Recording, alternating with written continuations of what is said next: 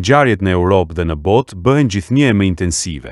Rënja e sigurisë në një kryeqytet evropian si Berlini, lufta politike atje, një padi që ekspozon Brukselin, Gjermaninë që vendos vija të kuqe për Ukrainën, moti që paralizon transportin, Washingtoni që njofton ndryshimin e regjimit, një konfirmim nga shtëpia e bardhë që ripërcakton sigurinë kombëtare.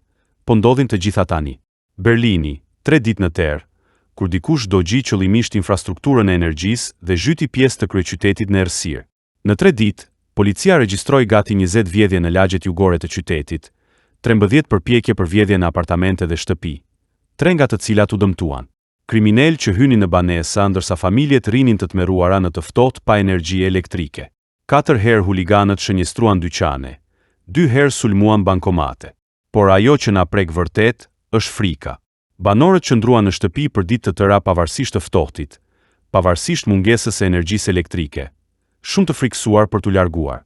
Në qytet u vendosën 450 oficer policie shtesë, helikopter që fluturonin natën sipër banesave, jo vetëm duke kapur kriminal, por duke i bërë njerëzit të ndihen disi më të sigurt. Dhe tani duhet të pyesësh veten, sa e brish na qen ka infrastruktura europiane? Sa shpejt prishet rendi kur sistemet thjesht ndalojnë? Ky është Berlini tani. Nëse mendoni se problemet e sigurisë së Berlinit janë shqetësuese, prisni derisa të dëgjoni se çfarë po ndodh brenda politikës gjermane. Alexander Hoffmann, kryesuesi i grupit parlamentar të Unionit Kristian Social, u ngrit në një takim të mbyllur dhe shpalli armikun e vërtet të Gjermanisë. Ai tha se partia AfD po shkatëron gjithçka që bëri CDU-n, CSU-n dhe Gjermaninë të mëdha.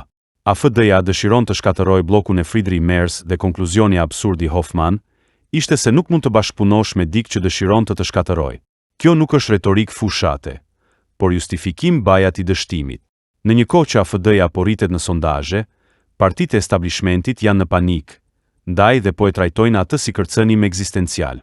Duke folur për luftërat për pushtet, diçka po zjen në Bruksel. Fabio De Masi, antar i Parlamentit Evropian, ngriti një padi në gjykatën europiane duke kërkuar që Ursula von der Leyen të dorëzojë informacion në lidhje me kontaktet e saj me kontraktorët e mbrojtjes. Ai dyshon se diçka është fshehur. Damasi përmendi të drejtën e parlamentit për të mbikëqyrur komisionin, duke thënë se von der Leyen shkeli detyrimin e saj për t'u përgjigjur pyetjeve.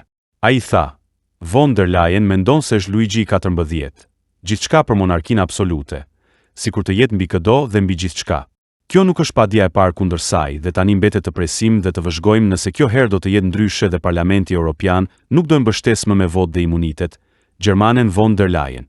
Friedrich Merz sapo njoftoi se trupat gjermane nuk do të vendosen në Ukrainë, edhe pas një armëpushimi.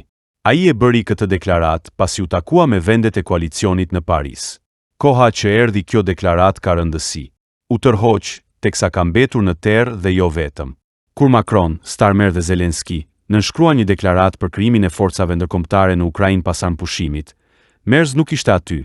Atje nuk ishte as Steve Witkow, i dërguari special i Shteteve të Bashkuara për luftën në Ukrainë. Media gjermane thotë se mospjesmarrja e Merz nuk ishte aksidentale.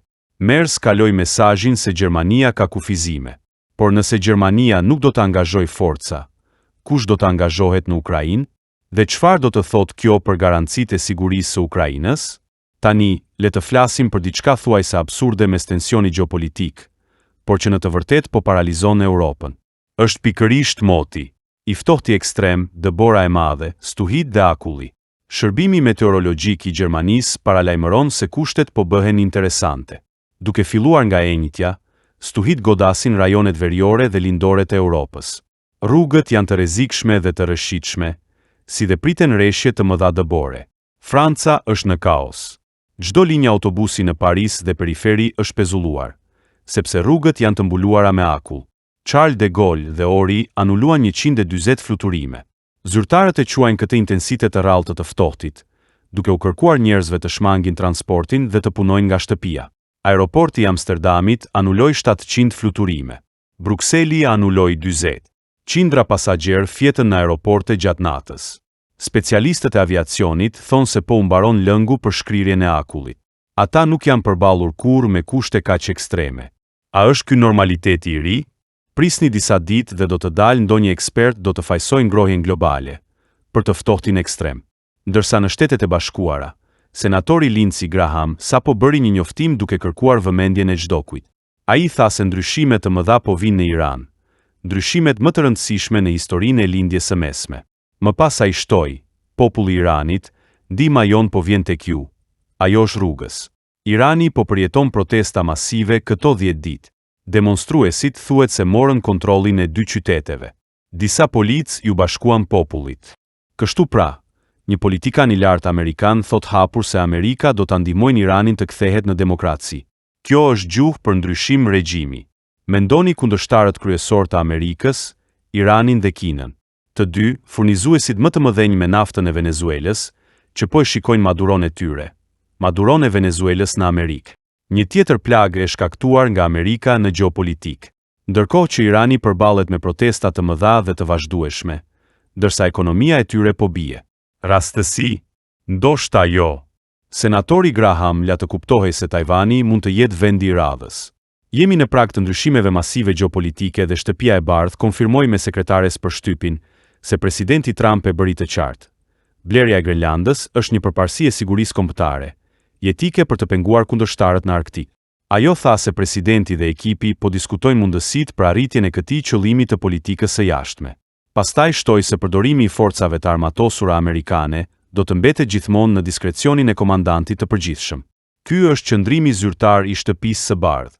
Grenlanda është në tryezë si një objektiv i sigurisë kombëtare. Forca ushtarake nuk përjashtohet. Çfarë po dëshmojnë amerikanët?